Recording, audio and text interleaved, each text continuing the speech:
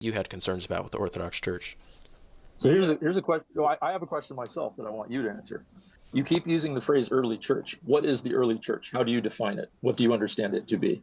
Similarly to how John Chrysostom would define it, that would be the time before Constantine legalized Christianity.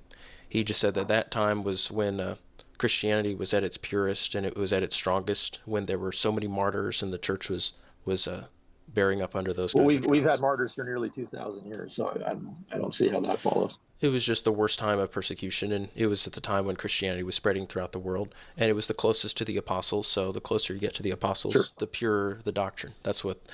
You say worst time, but worst time as compared to what? I mean, we lost tens of millions of Christians in the Soviet years. Over Yes. 106,000 clergymen were killed due to the Bolsheviks and the Soviets. Worse compared to what?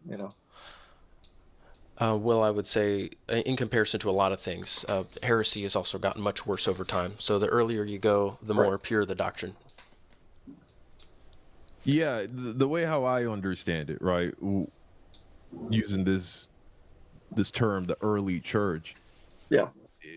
the whole selling point, and correct me if I'm wrong, the whole selling point of the Orthodox faith is that they are the same church that was established in 33 AD, essentially, right? This is Yes. the At same Pentecost, faith which that we was just handed down. at Pentecost, which we just celebrated. Right. And so Yeah. the point is, if we can look back to the earliest writings and Uh-huh. see a completely opposite view on important topics being expressed by these writers, these earliest writers, from what we see being taught today, like this opinion.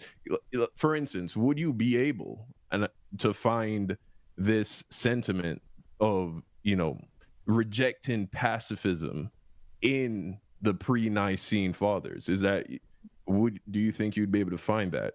I don't know. I'd have to go dig into their writings. I've never looked into their writings on that particular topic, as I already said earlier.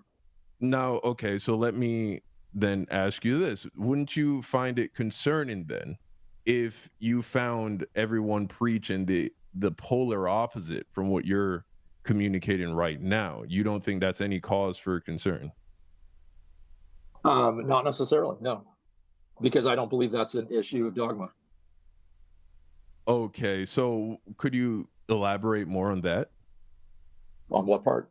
On the whole dogma versus, the teachings, the general or the other teachings. What differentiates dogma from all the other Dogma would be a true teaching of the church. It would be something that is absolutely and eternally true, that God has revealed himself to humankind as the Trinity from the beginning, that Christ is both fully God and fully man, that he was born of a virgin and conceived through the power of the Holy Spirit, that he was crucified, died, and was buried and resurrected 3 days later in accordance with the scriptures, and ascended, and that he will come again to judge the living and the dead. So everything that's stated in the Nicene, Constantinople Creed is dogma, right? Because it's not up for debate. Was that the first time at Nicaea that the church ever had dogmas, or did it have dogmas before that?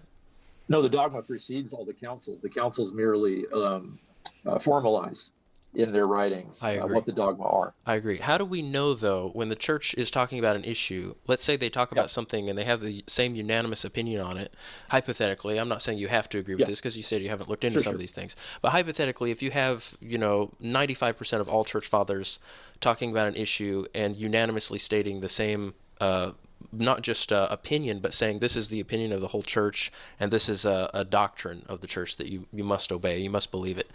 Would that be a dogma, or how would we be able to make a distinction between a unanimous teaching of the church that's dogma and a unanimous teaching of the church that's not dogma?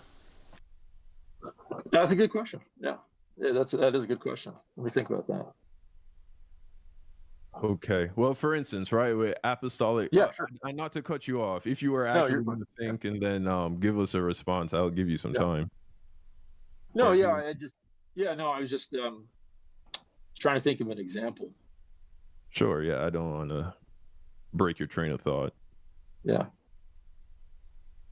Well, I guess some examples of doctrine would even maybe fall under like some of the church canons, as guidelines for the church, that were put in place to help the bishops and the priests know what the position of the church was on a particular matter, either administrative or spiritual, that would fall under just more of like a doctrinal sort of thing, as opposed to necessarily dogma.